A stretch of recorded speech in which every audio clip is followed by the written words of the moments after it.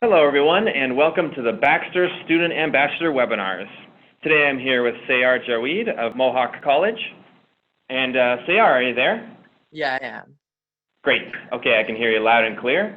So Okay. I just want to remind everybody that if they have questions during the presentation, just type them into the chat box and I'll see it and we will read out the questions at the end of the presentation.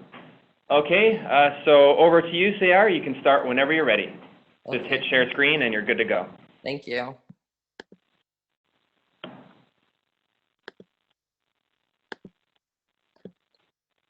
Okay, hello, everyone. My name is Seyar, and I'm representing Mohawk College as one of the two finalists for the Baxter Media.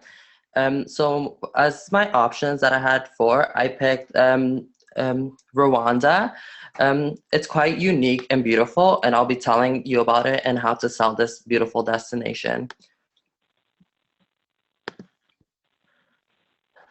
So just the flag recently changed since the war, the economic war they had. So the blue and the flag represents happiness and peace. The yellow symbolizes economic development, and I'll be telling you about that as well. And the green symbolizes the hope of property, and the sun represents the enlightenment that they have had recently.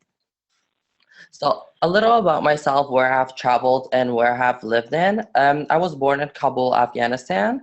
Not too long after that, I went to Pakistan, where I lived in Islamabad. And then shortly after that, I visited India. So after a while, my mom considered going to Ecuador because of my education and a better lifestyle. So we made our way to South Africa, where I stayed in Cape Town for a while, for 2 months, and then we eventually moved to Ecuador, Quito, where where I spent 2 years of my life. After 2 years in 2008, I had the privilege to come to Canada. Um, and since then I've crossed borders to the U.S., to San Francisco, California, and New York City. Some languages I've learned throughout my 19 years of life is Farsi, which is the national languages of Afghanistan, Urdu, Hindi, Spanish, and English, and I'm taking classes to learn French. Some cultures and religions I've experienced is Islam, Jerusalem, Hinduism, Catholic, and Christianity. Destination I've chosen is Rwanda, obviously. The flag carrier is Rwanda Air. The major gateway is the capital city, Kigali. The national languages spoken is Kinyarwanda, French, and English. The best way to get around the city and the safest way to get around the city is minivans. They're the most common public transportation for tourists that visit. So a little bit about the history that Rwanda has faced. So they were discovered in 1894. They were found by the Germans. However, they gained independence in the year 1962. Um, the beginning of genocide was just to start. So it occurred in 1990, and it was just to start until the 1994. The genocide officially started in the year 1994, where the president of Rwanda, was assassinated. The genocide lasted until the year 1990, and the current population of Rwanda is 11.78 million. Um, there are three ethnicities. So those are being 85%, the majority are Hutu, Tutsi, and Twa are like the natives of Rwanda, and they make up the other 15% of it. Requirements needed to travel to Rwanda is a visa, obviously. It doesn't matter for how long you go. Rwanda has a requirement to have an entry, single entry, which comes to $37 Canadian, to enter the country. If you want to go for business, they also have business entry levels. Their multiple entry comes to $62 Canadian. Um, and then Canadians are required to have a passport that is at least 6 months beyond their date of expected departure. On the bottom, I just have it's like a visa, but it's for business, and it was I just found it on Google, so it gives you a more visual kind of thing how a visa looks for Rwanda. So some fun facts that I had no idea that Rwanda had. They are aiming to be the leading ecotourism country in the continent of Africa. They hosted the first LGBTQ Pride, and that's a major success for them because they've had the LGBT community kind of travel there now, and 20% of the travel industry are the LGBT community. Some interesting facts that I found, that flip-flops and sandals are banned in Rwanda. Also, plastic bags are not allowed in the country. And the one that blew me away is they have a 56% female members in the parliament, which is static. And the closest country to that is 44%, which is held by Sweden, which is still not quite that close. So some of the 5 sectors, first of all, them being accommodation. I chose I looked at online afterwards for some cheaper hotels, and Motel de Mont Hui showed up, and it's $32 Canadian per night. However, it does not include like your food and beverage, but it is quite good price for people that are backpacking through the country. Kalahari Sarnana Hotel, it goes from 200 to $528 per night. It's a higher end class. If you want a luxury hotel, this would be it. They offer spas, food and beverages it comes with the plan. Transportation, like I said earlier, it's the OPA car that they call. It's the best option, and that is the minivan. You can see a picture of it in the bottom right. The express bus are told that are safe, but they are some incidents that happen time to time. Motorcycling and taxi motos are also safe. And at the bottom, I have the 2 hotels pictures. The food and beverage and recreation. So the tapela fish is really popular in Rwanda. Some people do consider it as like the cultural dish. The fish sometimes are poisonous, and the way they cook it, they kind of sometimes get rid of that poison or whatever they have inside them. They also have a local banana wine, which they're also known for. The recreation, I found on the brochure that you guys showed me, it's a 7-day gorilla trekking in Rwanda, located in Vindi. You could also visit the Volcano National Park adventure, tour of Puna, which is an extra $159, and nature walk in Gituma, which is $12 extra.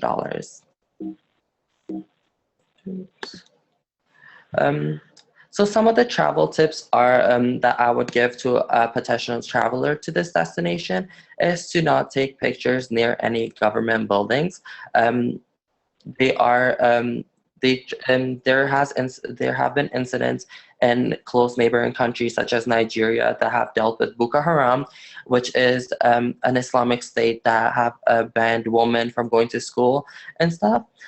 So Rwanda decided to take matters to their own hands and say no pictures near any parliament buildings, nothing, just to protect how to get around the facility.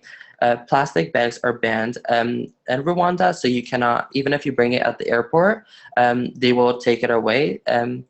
Vaccination for yellow fever. In 2011, Rwanda dealt with this incident, and now it is I would require my traveler to get a vaccination before departing.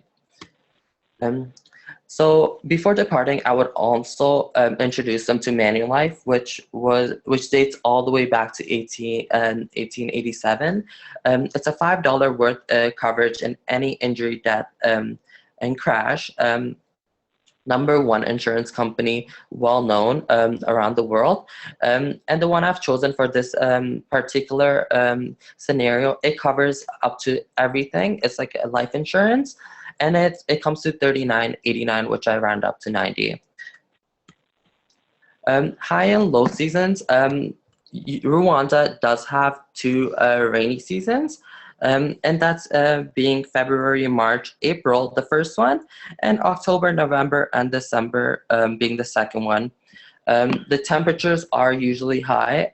I know this from experience because even when I lived in Ecuador, and they have kind of the same distance from the equator line, even when it rains, it's really humid. Calgary has a dry period from June to July. I'll show you a, s- um, a chart after. Warmest month is August. So this is kind of telling the seasonal travels when they would want to go. Coolest month is May. April is the wettest month, and July is the driest month. So this is just a chart showing you, so the first one is just showing you the rain, the snow. The second one is just showing the sun hours, how much they get per month. And the third one is the temperature. So on the rain and snow, we could clearly see, like I stated, April is the month of rain and like storms that they get a lot. However, in July, June, and August, it kind of slows down because that's when they get more sunlight. Um, and it states on the sunlight that July is the highest temperatures that would like the sunlight they would get, and same as with temperatures. And this was from 2015. Sorry. So why Canadians? As a travel agent, I've gone to like travel agencies and stuff like the AB Travels, which is located on Barton Street, Hamilton, and I've asked them questions. This was last Friday, and I asked them what's like a eco-friendly environment to go to, and they would often refer to as Costa Rica, Honduras, and Guatemala. So this is a destination, Rwanda, that is not that popular.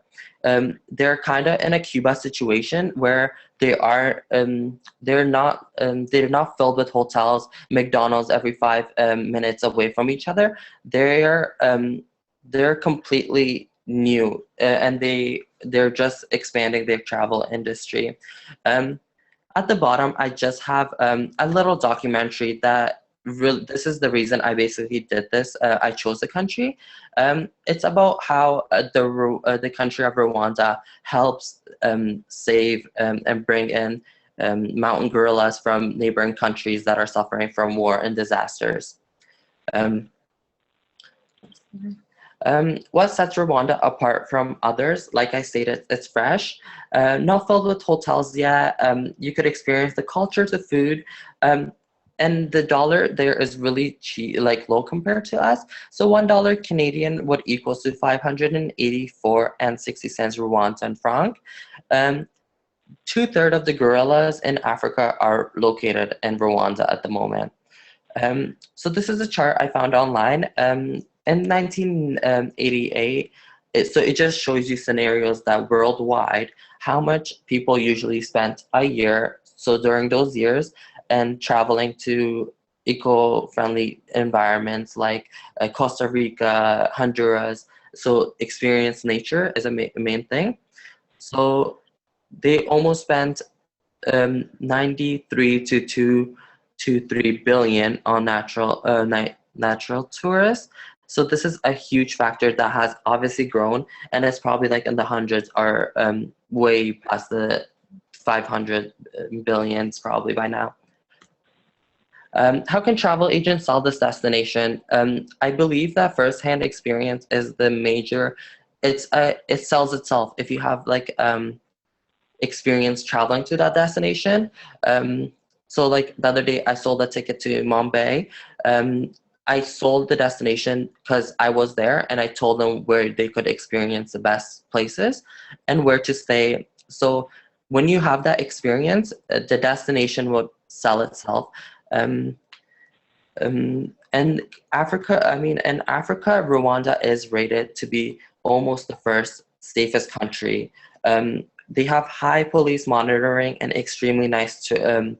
They are extremely nice and helpful to tourists that have visited. I've talked to a couple clients, and they have said the same thing. They have high police monitoring everywhere you go, and this is again due to the Boko Haram situation. and it has given the Nigerian population a rise on the job field. The target market, I could say seasonal travelers or ecotourists, but I would rather stay to the ecotourist side because they had a 30% increase in 2007 compared to 2005 or 6, where they just made under it was a billion, sorry. So they made just under a million, aiming to become the leaders in ecotourism in Africa by 2019. Travel Agent Commission. So we recently had our Meet the Grads night at Mohawk College, where I met the flight center worker that graduated at Mohawk, and she told me that it's more beneficial for travel agents to sell Air Canada South Pacific, where they get 15 to 18% commission compared to selling a package to Jamaica, where they get like 7 or 8. France or UK, they could get up to 14%. But she highly recommended this destination because it's a higher commission and it's easier to sell nowadays. Why I should be Baxter Student Ambassador. I am bilingual in many languages. I'm well traveled. I've went through the world. I have experience. I've went to third world countries all the way to Canada. I'm very committed. And I have like 4 jobs right now, and I just got back from a meeting. I am currently going to schools, educating students about the LGBT community, making it easier for them to accept themselves. I have excellent organization skills, always smile, and I'm always approachable. I'm excellent at performing and presenting in front of groups, public speaking, learning to adapt, change fast. I learned Spanish in under 4 months fluent. So I feel like that's a big part of me. I have a very open mind. I keep volunteering for charities. I'm currently volunteering for Charity of Hope that is supporting the YMCA in Hamilton downtown. And if you feel like contact me from now on, there's my email, cr.jawid@mohawkcollege.ca. My tourism and travel Twitter, it's at cr_31. My Facebook is Seyar Jawid, and my LinkedIn is crjawid@hotmail.com. Thank you so much. Thanks very much, Seyar. That was great. No problem. Thank you. So, if anyone, if questions occur to people, please just take a minute or so to type it into the chat box, and we'll see it in there.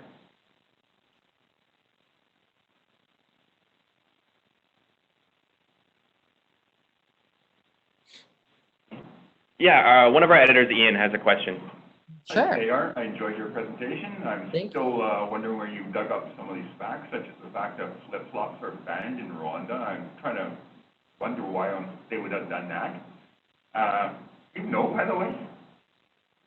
Sorry, I couldn't hear you clearly. I'm sorry. Oh, that's okay. I enjoyed your presentation, and I was wondering where you actually found some of this information, including the fact that flip-flops are banned. You know, just out of my own curiosity, why did they ban flip-flops? So do you know why they banned flip-flops? Yeah, because a lot of the flip-flops and there are made from plastic, and even the plastic bags, like even if you go, like we go Food Basics, they will give us plastic bag. They recommend you bringing your own bag there. And I found this information on the Canadian Transborder, and I also found some information about the bags.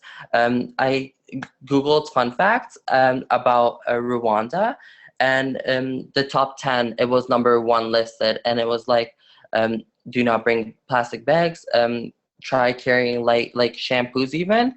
They prohibited a lot in plastic material, like water bottles and stuff. They much rather it be in like a metal container, basically. Okay.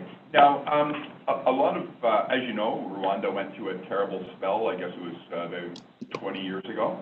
Yes. And do you think that's forgotten by the international community, or people still remember it, and how damaging to Rwanda's tourism industry is that? Is that a hurdle that they still have to overcome?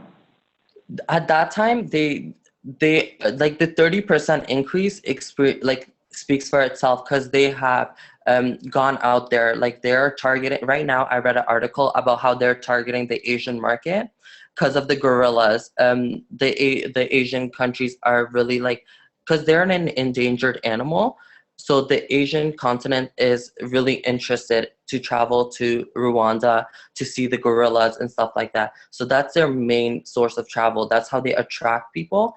And by having 2/3 of the gorillas in Africa, uh, people would rather pay that extra $100 to go to Rwanda, where they could go instead. They could go to Republic of Congo and see one gorilla, Yeah. because a lot of them are already in Rwanda.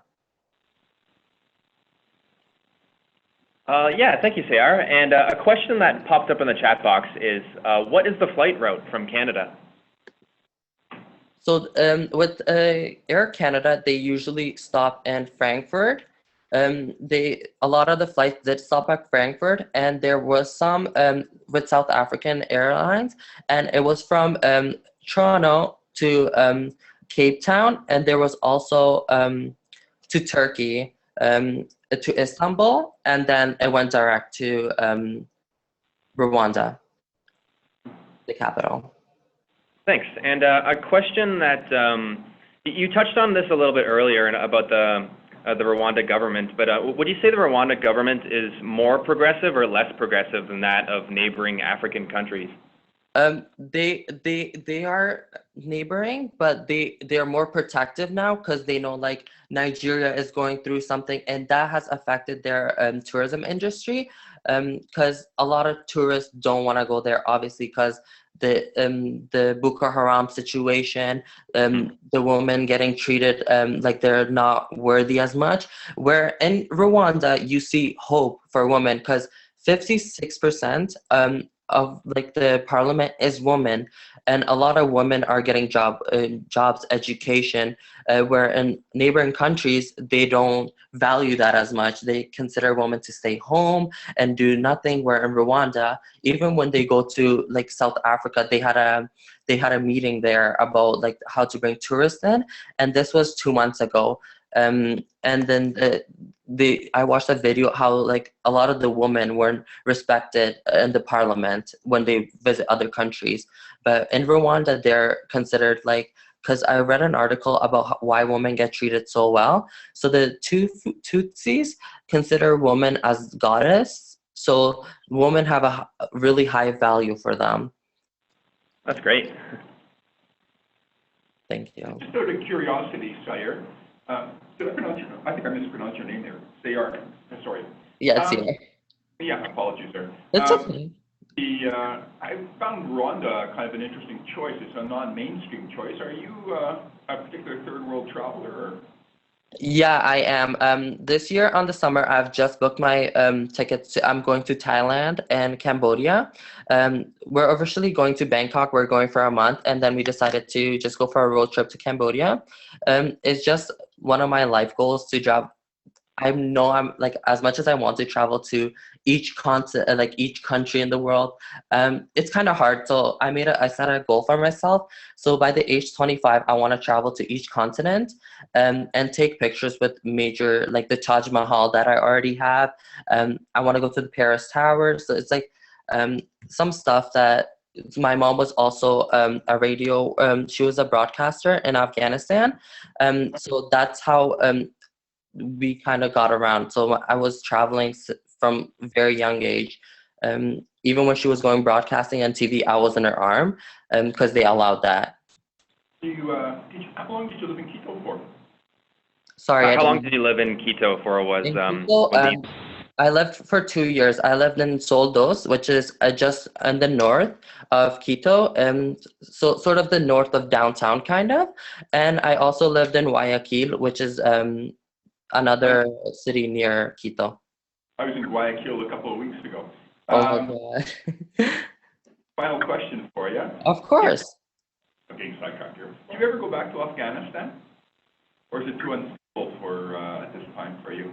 Depends what part of Afghanistan you go, to be honest. If you go to Kabul, where I lived in Makrion Char, where it was like it was protected, so they had security, and it's not always because people view as like the bad all the time, and I don't think it's all about that because you're going to a country to experience their culture, and I feel like that culture has still carried on me until this day, and I've learned so much from that country. So I would totally go back. Not currently, but in a couple of years, definitely.